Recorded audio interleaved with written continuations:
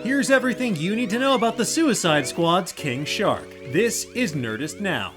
Between James Gunn's The Suicide Squad, the Harley Quinn animated series, and a couple appearances on The Flash, King Shark is in awfully hot demand in recent years as audiences clamor for more of our toothy titan. But who exactly is this cartilage king that everyone's falling in love with? Well, strap in, because the lore behind my large adult shark son takes some seriously wild turns. And as always, if you prefer to read all about it, Eric Diaz has you covered over on Nerdist.com, which I will link to in the description below. Created by Carl Kesser and Tom Grummett, King Shark first appeared in DC Comics Superboy Volume 4 number 0 in October 1994, literally 1 month after the debut of Street Sharks. King Shark, or Nonaway to his friends, is a homicidal humanoid shark creature who claims to be the son of Chandra, the shark god. Now, it's kind of like saying your uncle's a spy or he works at Nintendo or something to look cool, knowing there's no way for your average Joe to confirm it unless they go on LinkedIn. Now, some theories out there posit that King Shark is actually from the Wildlands, which first appeared in Superboy Volume 4 number 50, but in 2006, Aquaman's Sword of Atlantis series,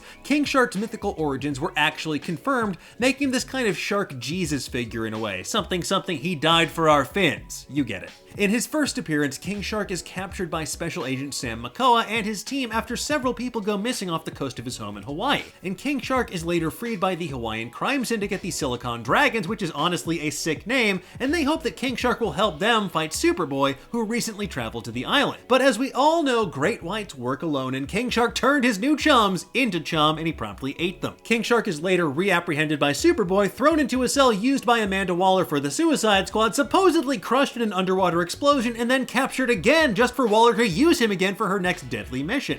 Now, despite what Jaws would have you think, this shark doesn't detonate so easily. Smile, you son of a... Over the years, King Shark has worked with the likes of the Suicide Squad, the Secret Society of Supervillains, the Secret Six, and alongside villains like Manchester Black, Lex Luthor, Black Manta, and Orca. You know, everyone's other favorite humanoid fish villain, because comics. Although his personality has softened over the past couple of years, for most of King Shark's legacy, he's a straight up monster. I mean, countless attempts at killing Aquaman and Superboy, he's always happy to join in a robbery, and he straight up chomped Neptune Perkins to death in Infinite Crisis number 3. Now granted, Neptune was living on borrowed time since the 80s, but still, what a way to go out. He's also worn many different hats across different time periods in comic book history as well. In the Flashpoint series, for example, he worked as a strongman in Harley Quinn's circus. He was also once classmates with Aqualad at the same Atlantean Academy in Young Justice number 14. And he even had a romantic fling with John Constantine during Justice League Dark Apocalypse War.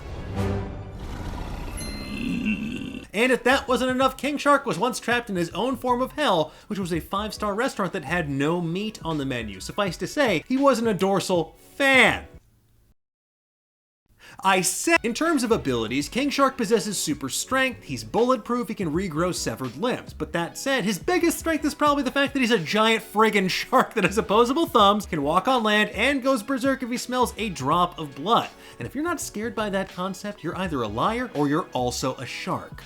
All in all, there's an awful lot more to this big chompy boy than meets the eye. And if a cartoon, a live-action show, a blockbuster movie where he's played by Sylvester Stallone, and the comics aren't enough to satisfy your King Shark bloodlust, well, good news, because he's also going to be showing up in Rocksteady's Suicide Squad Killed the Justice League video game in 2022. But in the meantime, tell us, what's your favorite King Shark storyline? Do you think he'll survive James Gunn's The Suicide Squad? And do you think Constantine messed up by not putting a ring on it? Be honest. Let us know in the comments below, and for everything else related to pop culture and giant humanoid fish people, keep it tuned to Nerdist.com.